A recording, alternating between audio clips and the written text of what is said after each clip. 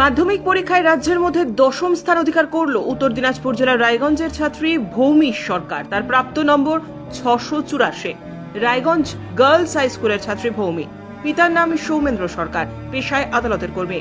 মা হ্যাপি মণ্ডল সরকার, পেশায় পার্শ্ব শিক্ষিকা। ভৌমি জানিয়েছে, পড়াশোনার পাশাপাশি গল্পের বই পড়তে ভালোবাসে সে।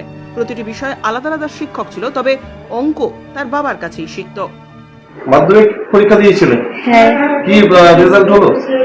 10th হয়েছে। কিরকম লাগছে? ভালোই লাগছে। তো দিনে কতক্ষণ পড়াশোনা করতে?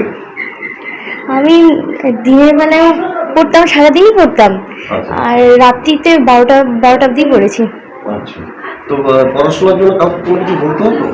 না না হ্যাঁ, না।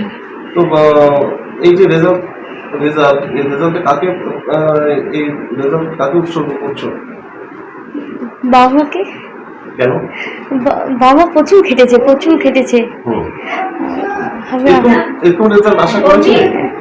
হ্যাঁ, আমি তো ভেবেছিলাম র্যাঙ্কে থাকবো, তো যাই হোক থেকেছি, করেছিলাম আশা করেছিলে? হ্যাঁ।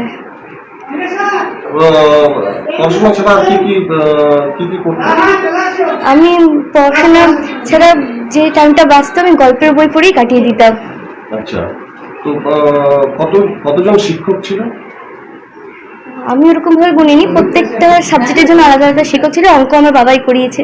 আচ্ছা, ভালো লাগছে। হ্যাঁ। ব্যুরো রিপোর্ট, উত্তরের প্রহরী।